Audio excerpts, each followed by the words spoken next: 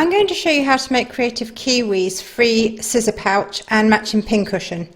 And for that I'm going to be using my 5x7 hoop, some cutaway stabilizer, my curved scissors, thread, tape, fabric cut to size, and for the batting I'm using felt today. I've loaded the file for the front into my machine and I've put my thread and bobbin in there as well.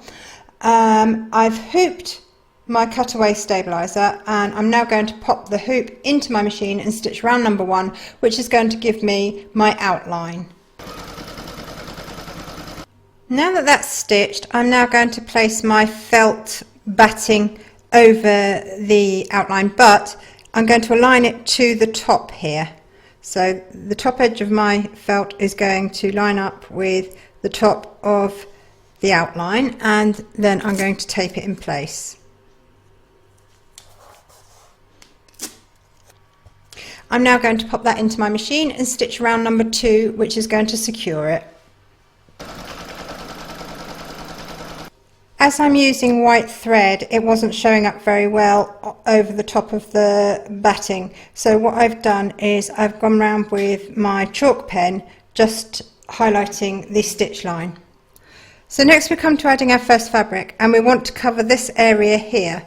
So I'm going to align my fabric to just below this corner point there, like so, because the remaining fabric here eventually is going to flip round to the back, so you need to make sure that you've got enough so when it's folded over it actually comes to the bottom there. So now I'm going to tape this in place. I'll pop that back in my machine and stitch round number 3 to secure it.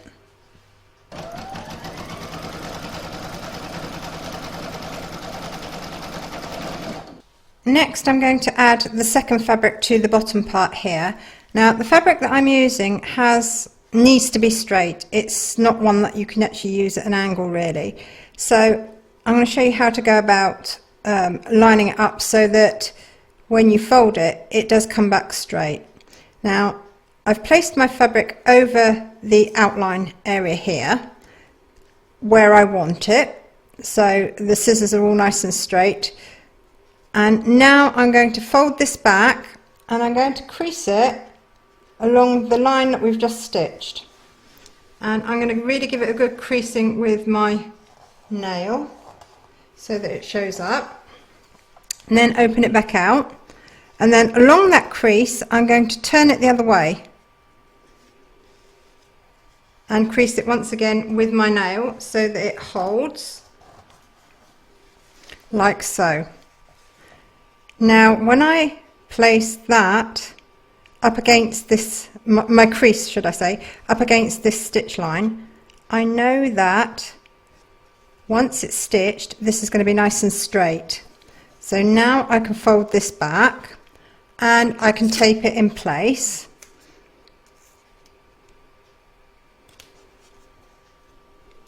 Just so that it doesn't move during stitching.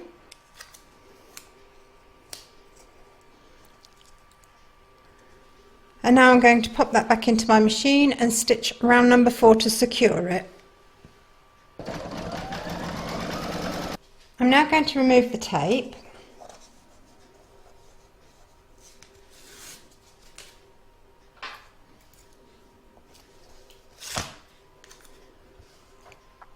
And where I've got a lot of excess fabric here and here, I'm going to trim back to about 1/4 of an inch of the stitch line there.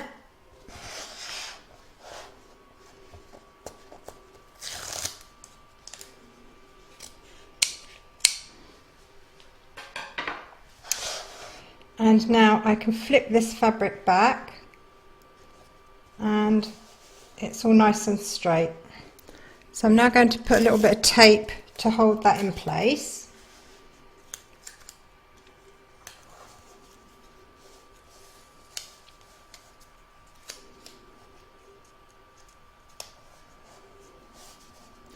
Like so. The next stitching to be done is the decorative stitching across the top of the pouch. So now is the time to change your thread if you want a different colour to show up against your fabric. I've changed mine to silver. I was going to do it in white, but on hindsight, when it comes to doing the rest, I don't think it's going to show up very well. So I've loaded silver into my machine, and I'm now going to load my hoop back into my machine and stitch round number 5.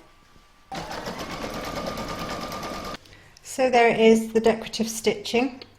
I'm going to pop this back into my machine, and I'm going to stitch round number 6, and that's going to secure these fabrics flat to the hoop. I have made sure that the area where the two fabrics overlap is stuck down so that my foot can't get caught underneath. Next is round number 7, and that will stitch a flower in the bottom fabric here. I'm not stitching that because I've got quite a busy fabric and I think it'll just get lost. So I've skipped forward to round number 8, and that's going to do the decorative stitching along the join here.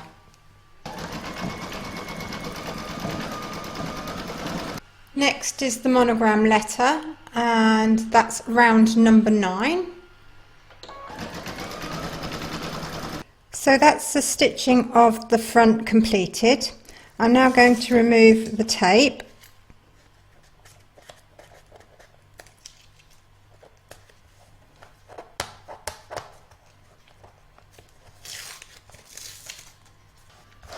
And I'm now going to free it from the hoop. And because we need to cut away the excess stabiliser, I'm cutting it from the back and just trimming close to the stitch line.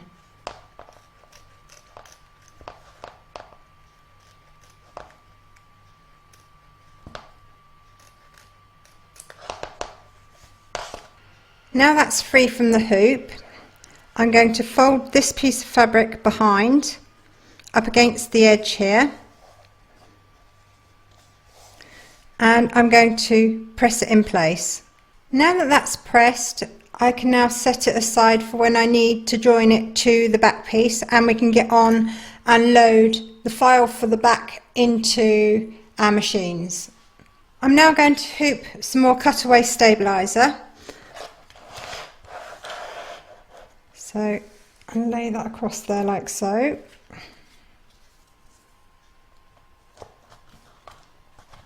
And trim this off. Because I don't hoop cutaway stabiliser very often, I tend to buy the more narrow one because it sits in the hoop. So when it comes to hooping this, it's quite tight on the edges. So all I'm going to do is just put a couple of pins in round the edge so as to hold it taut.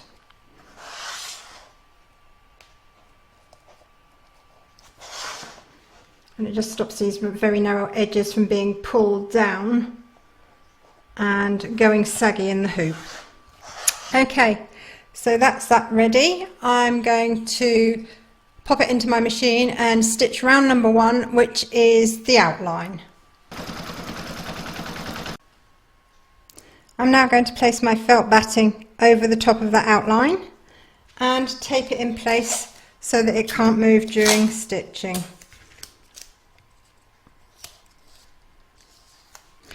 I'm now going to pop that back into my machine and stitch round number 2. Silly me, I didn't read the instructions properly. The fabric should have been put down at the same time as the batting, but it doesn't matter. I've gone back to colour 2 on my machine. I'm placing my fabric over the top. I pop a little bit of tape there just to hold it in place. And I will now stitch colour 2 again. Next, you would normally stitch round number 3, which would be the decorative flower. I'm not stitching that because my fabric, as I said earlier, is too fussy. So I'm skipping through to colour 4 for when we've done the next step.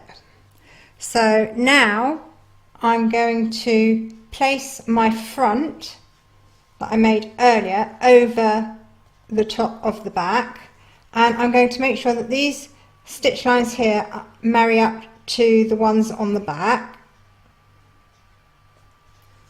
and the bottom here marries up to the bottom stitch line here,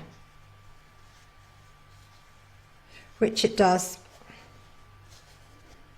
So I'm just going to place a little bit of tape here just so that it doesn't move, and same for the other side. Then next comes the backing. So I've got my pocket fabric and it's folded and pressed in half, and I'm going to place that over the top of the front pocket, and then I'm going to take the lining and place that over the top as well, and I want this face down. So I'm just going to tape that in place as well. And where I've got fabric overlaps, I'm making sure that I've got tape covering them so that my foot can't get caught underneath the fabrics and ruin everything. So I've got a bit here, and the same for the other side here. I'm now going to pop that into my machine and stitch round number 4, and that's going to join all the fabrics together. I'm going to remove this from my hoop.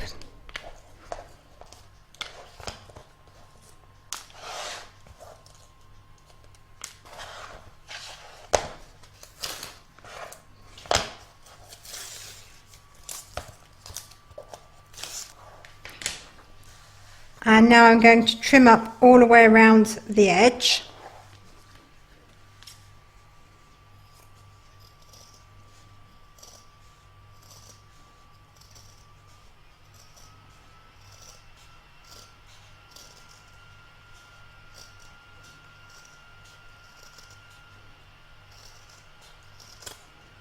And turn it out the right way.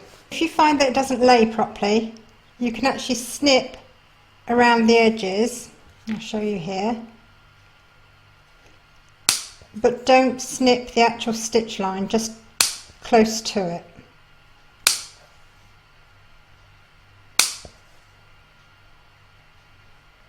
It will just help it sit better once you turn it out the right way. I'm now going to turn this out the right way. So I'm going to start with the top here and push my finger into the seam, and here we have a pocket, and I'm just going to bring this one round to the back.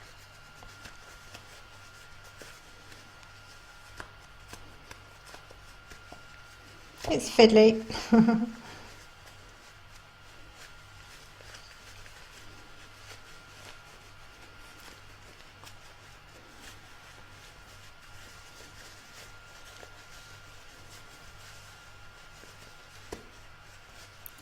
I'm just going to use the blunt end of my scissors just to poke it down a little bit into the seams,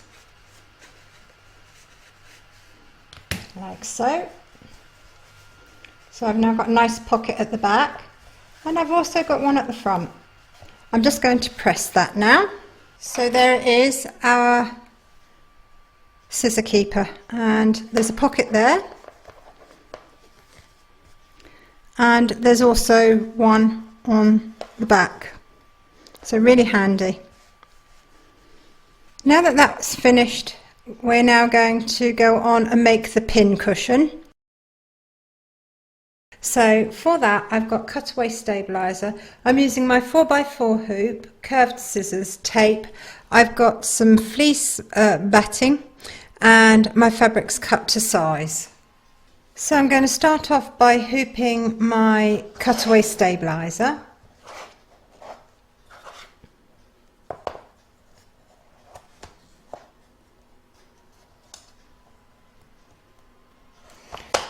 And I'm now going to pop that into my machine and stitch round number 1 of the pin cushion.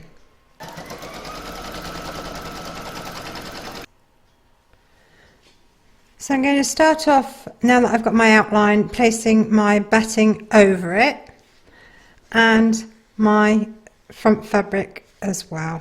I'm going to put a little bit of tape on there just to hold it in place while it stitches. Pop it back into my machine and stitch round number 2. The next 3 rounds are the frame, the flower and the initial, starting with the frame that goes around the edge. So I'm now going to stitch round number 3.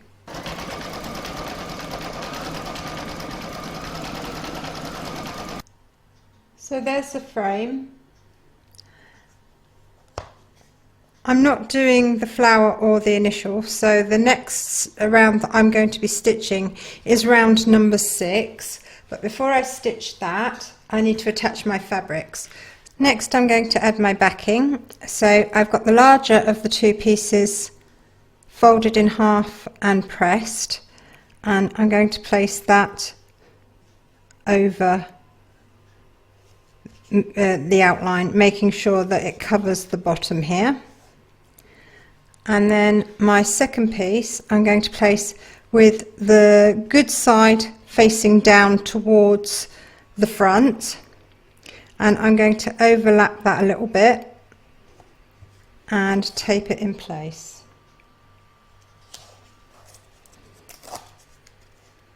I'm now going to pop that into my machine and stitch round number 6. I'm going to remove all my tape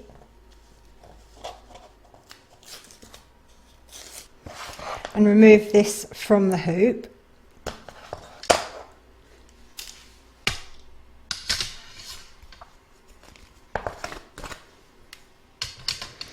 And trim up around the edge.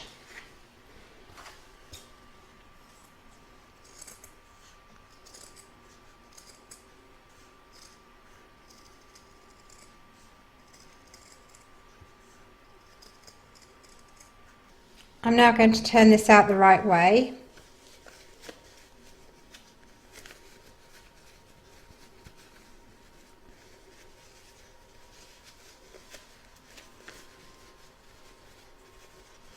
I'm just pushing into the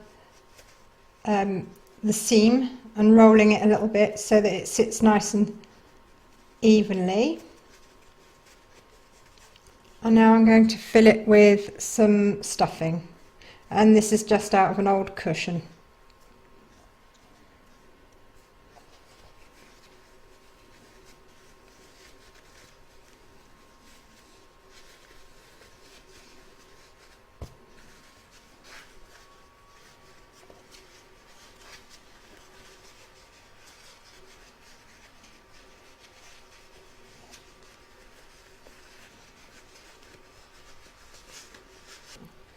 And there it is, one pin cushion. I hope you enjoyed this stitch along. If you did, please give me a thumbs up. Don't forget to subscribe to be notified of new videos as they're published, and thank you very much for joining me.